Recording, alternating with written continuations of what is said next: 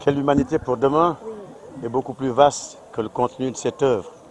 J'essaie tout simplement de donner un certain point de vue sur une œuvre de 8 mètres et de largeur de 2,50 m et qui se présente sous la forme d'un triptyque.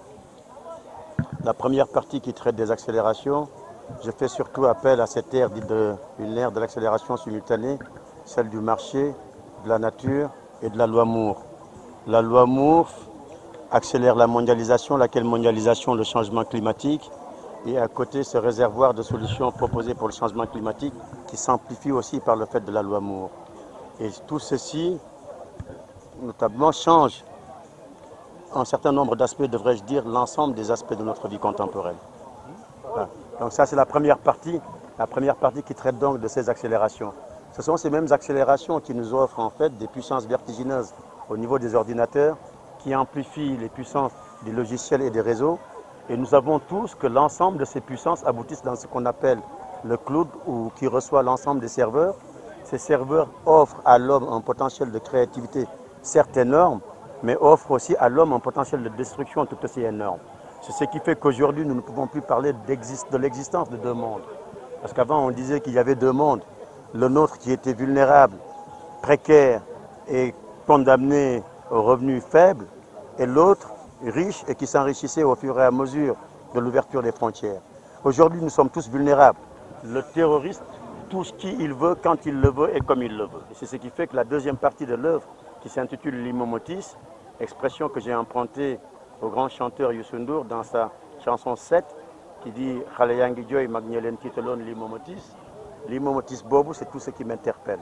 Je ne peux pas comprendre qu'une grande personnalité du monde en 2012 suggère qu'on l'on fasse le puçage des prostituées et des immigrés. Je trouve ça inacceptable. Et j'ai peur que demain mes petits-enfants soient amenés, s'ils voulaient aller meubler leur cerveau à l'extérieur, qu'on leur suggère le puçage à la place du visa biométrique.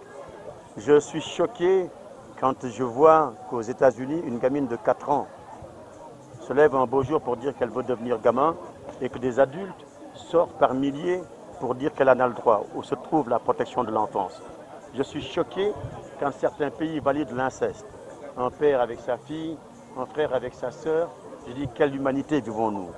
Je suis choqué quand on parle de modification du génome humain et qu'une femme enceinte devant un écran se voit suggérer la possibilité de se faire un bébé à la carte. Donc j'ai volontairement choisi ce jour, le 23 septembre, parce que selon certaines cultures du monde, et particulièrement la culture juive, il est dit qu'aujourd'hui, depuis 3000 ans, c'est la première fois qu'on le vit, il y aura l'alignement des planètes.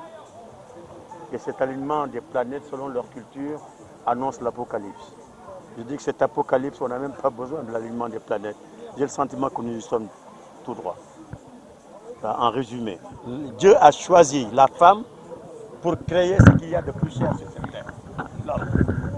Et le process est de 9 mois.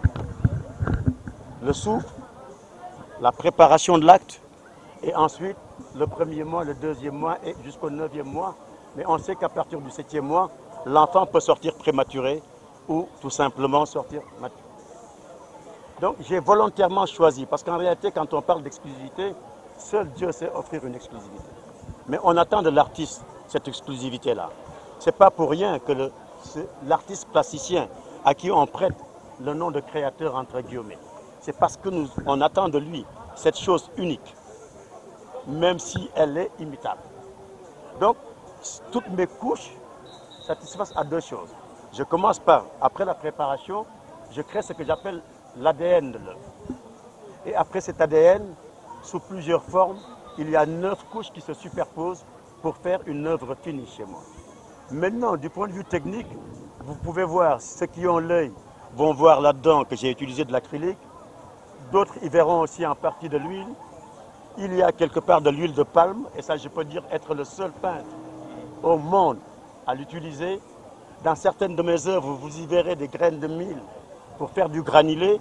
Là aussi, je peux dire être le seul à le faire. Le principe des 9 couches pour rester dans la conception de l'homme, je pense être le seul à le faire. Et naturellement, mon dada, mais ça c'est pour le génie des îles. Ces génies des îles sont mes maîtresses. Pour leur faire plaisir, À partir de la troisième couche de chacune de mes œuvres, je prends beaucoup de lait et énormément de café que je jette sur la toile avant de poursuivre. Voilà, ça c'est pour répondre à votre question. J'avoue sincèrement que jusqu'à présent, je manifestais une certaine allergie à la participation de cette biennale. Un ami m'a convaincu pour participer à cette prochaine biennale dans le cadre d'un offre. Je dis que moi, il y a peu de moi qui dépendent de moi. Mes amis am nañ ci wàll donc kenn ci ñooñu ñoo ma ñaan je participerai.